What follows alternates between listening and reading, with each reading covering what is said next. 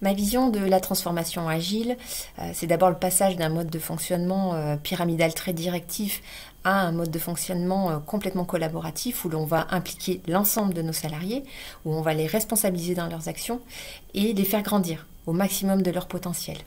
Ça permet vraiment de donner du sens à l'action de chacun dans l'entreprise et avec le sentiment pour chacun qu'il peut donner son avis et qu'il est écouté. L'écoute est importante. La notion de bienveillance est évidemment essentielle, mais attention, la bienveillance ne veut pas forcément dire qu'on dit oui à tout.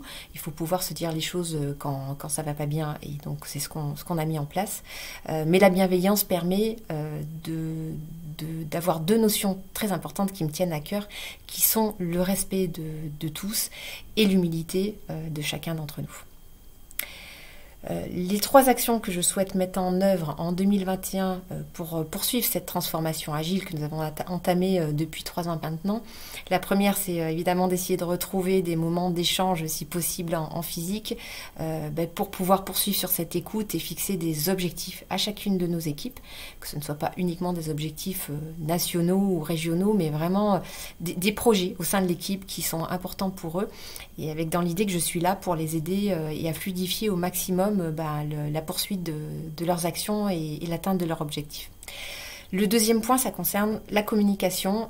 Jusque-là, on est dans un mode de fonctionnement où c'est celui qui a l'information qui détient le pouvoir, où aujourd'hui, on veut donner un maximum d'informations à nos salariés. Le risque, c'est de les noyer sous l'information. Donc le challenge de cette année, c'est d'essayer de diffuser l'information au meilleur moment pour qu'elle soit comprise et utile à tous et à l'entreprise.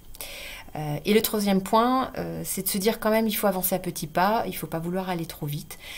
Donc on a entamé une démarche de ce qu'on appelle des sponsors du changement dans chacune des équipes, donc des porteurs de flammes qui vont nous permettre de développer ces nouveaux modes de management. Donc voilà, on va continuer sur cette thématique-là et avec dans l'idée aussi qu'ils soient là pour qu'on aille plus loin dans notre transformation écologique. On souhaite vraiment cette année améliorer notre empreinte environnementale avec des actions très concrètes.